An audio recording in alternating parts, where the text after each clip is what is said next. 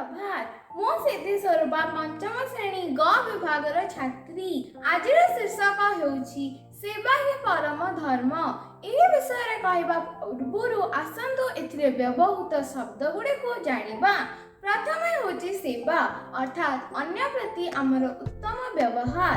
परम अर्थात श्रेष्ठ व सर्वोत्तम। धर्म अर्थात परोपकार जहाँ हम हृदय गभीरतम प्रदेशरू आपे आपे बाहरी आसे।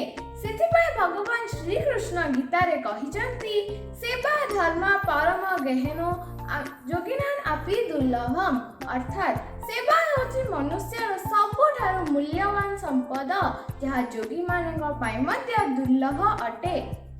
जाति धर्म वर्ण निर्विशेषरे मनीष निज माता पितांकर गुरुजनंकर पशुपक्षींकर दुखी दरिद्रंकर और निज देशर सेवारे निजको उत्सर्ग करि पारिले ताहा हेबो मनीषर समाजर परम कर्तव्य और श्रेष्ठ धर्म। सेवा एक निर्दिष्ट कार्य भितर सीमित न थाए।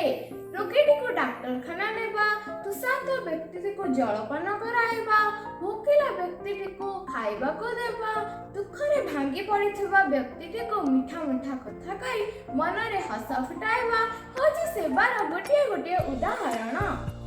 पुराणरे अछि परोपकार्य स्वर्गाय अर्थात सेवा करिबा द्वारा एक साधारण मनीष मध्य असाधारण होई जाए। सेही भली किछि महापुरुष मानक नाम होछि महात्मा गांधी, मदर टेरेसा, गोपबंधु, कुंतला कुमारी सावंत इत्यादि। एही महापुरुष मानक जीवनी आमको सेवा करबा पई प्रेरणा जोगाउछि। एही महापुरुष माने मनरे अहंकार न रखिकी प्रति बदलरे किछि आशा न करी सदाबेले अन्यर मुहरे हस फुटाइबा पई काम करुथिले। सेथिमाई से माने आज भी चिरस्मरणीय। शेषरे एतिके कहबी आज पृथ्वी पृष्ठरे केउठी ना केउठी बन्या बात्या संक्रामक रोग और भूमिकंपरे अनेक लोक असुविधा भोगुछंती। एही भली परिस्थिति रे देश तथा देशवासी माने वसुधैव कुटुंबकम नीति रे उच्च नीच धनी गरीब छोट बड़ भेदभाव न रखी परस्पर को साहाय्य और सेवा जोगाइबा दरकार। ଏହା ହେଲେ ଆମ ପୃଥିବୀ ପୃଷ୍ଠ ହସ ଖୁସି ଓ ସୁଖରେ ଭରି ଉଠିବ।